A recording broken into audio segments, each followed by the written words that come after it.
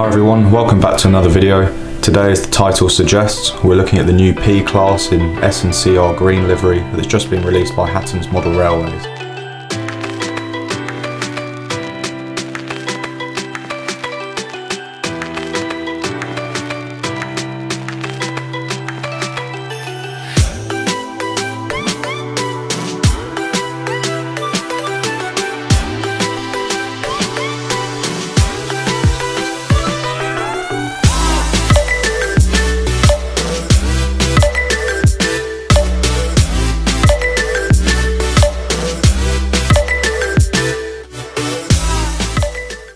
So as I mentioned earlier, these are the new SE&CR green liveried P-Classes from Hatton's. These are their own exclusive models, following on from the 10 earlier releases, and I think, as you can see in here, I think that it's been worth the wait. This livery just looks amazing. I can't wait to look into it in a bit more detail. So first of all, a little bit of history on the original locomotives.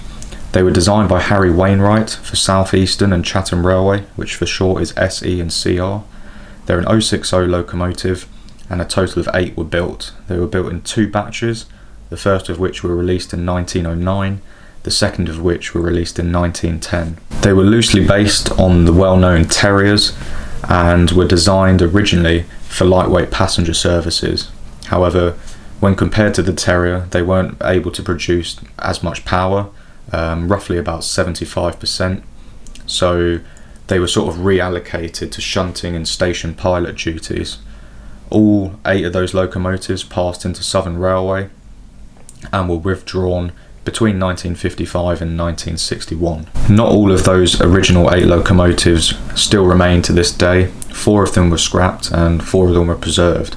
All 4 of which you can purchase in some shape or form on the Hatton's website. The first of which is number 27, known as Primrose. Then there's number 178, which is the rear engine back here. Then there's number 753, which is this front loco here. And over in the back in the blue, number 323, Bluebell. Now, all of them other than 753, this front locomotive, are all based at the Bluebell Railway currently. And this loco here, this front engine, is based at the Kent and East Sussex Railway. So be sure to go and head over to those if possible and see the real things in real life and try and compare these stunning little models to the real thing. So a little bit of information then about these Hatton's versions.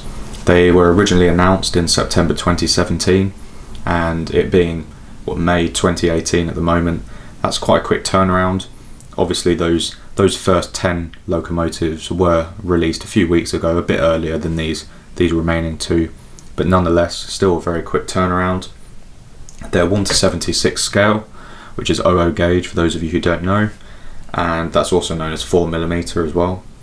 All of the 6 driving wheels, are the pickups as well. So it's all-wheel drive and all-wheel pickup, which is very convenient for a small loco like this. The locos do have the option to be fitted with DCC and DCC Sound.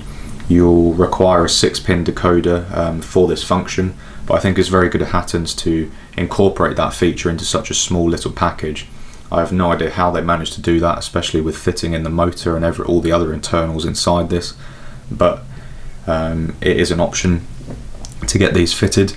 I think personally I would want to get it done by a professional. I would be so scared of breaking anything if I did it personally, but there is an option on Hatton's website to get them pre-fitted with DCC and DCC Sound. So if that's a route you're looking at going along, then I guess the option's there. But I'm pretty certain further down the line, if you've just got the analog versions such as myself, there will be options available to fit them with DCC. The minimum radius curve that they can go around is second radius. So for me, that's the middle track. I don't know how well you can see that. They have a lot of separately fitted detail parts, which I will go over in a minute, but you can probably see a lot of them already. There's a lot of piping, a lot of handrails, vacuum piping, details inside the cab, stuff like that really, and that just makes it look even more realistic really. The buffers are sprung, which is just a nice little feature again, and they're retailing at £99, so I don't think you can really go wrong for that price really, especially considering some of the other prices that locos are going for, some of them nearly pushing £200 for a non-DCC version. So just for a nice little analog, little shunting engine like this, a little light passenger service, I think you can't go wrong really with £99. So now I'm going to basically go over, give you a little bit of a rundown on all the detail and all the different parts of the engine, starting from the top and working my way down to the bottom. So we've obviously on the left hand side here, we've got the cab itself.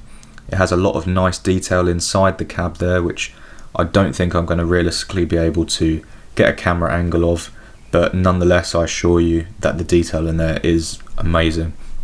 We've got the little coal storage area back here with some replica coal already pre-fitted.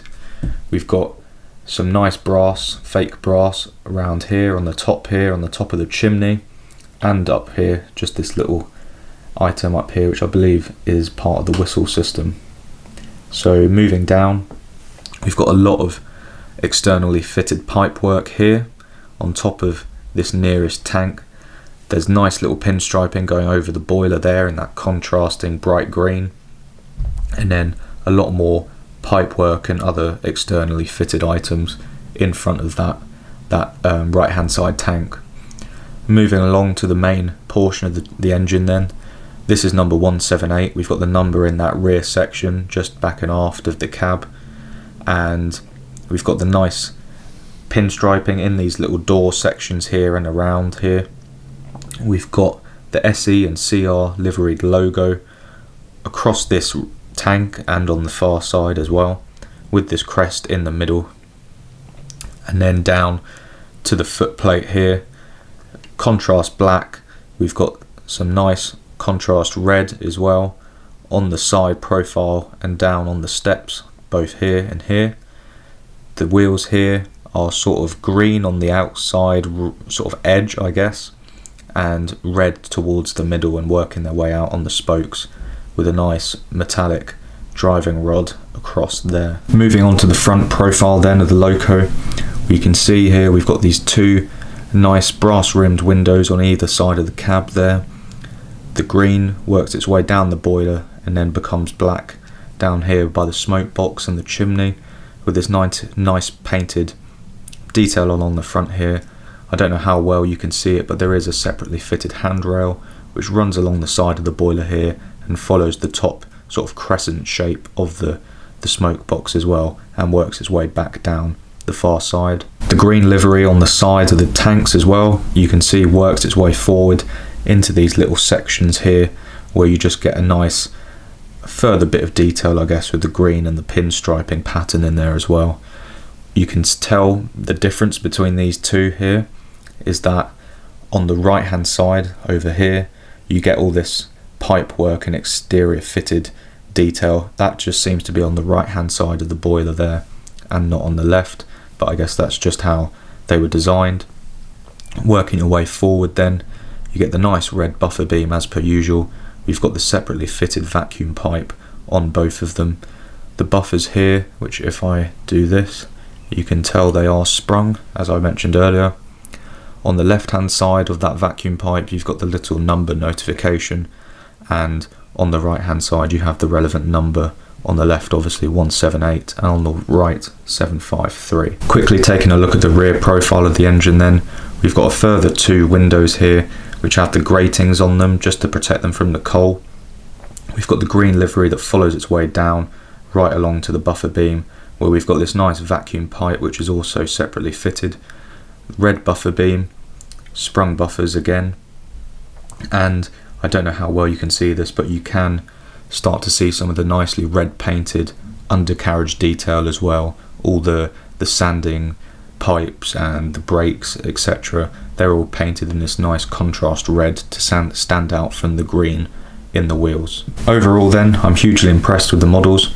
I was quite a big fan of the Bluebell engine in the back there when that was released recently, but these SE and CR livery versions, I just can't even describe how good they look in person really. I've always been a fan of this sort of livery, and there seems to be quite a lot of it coming out at the moment, with Hornby having the H class, Bachmann C class, Browser Sheffield Terriers. So I'm looking forward to seeing a lot of them in the future, and hopefully having a huge SE&CR livery sort of collection really.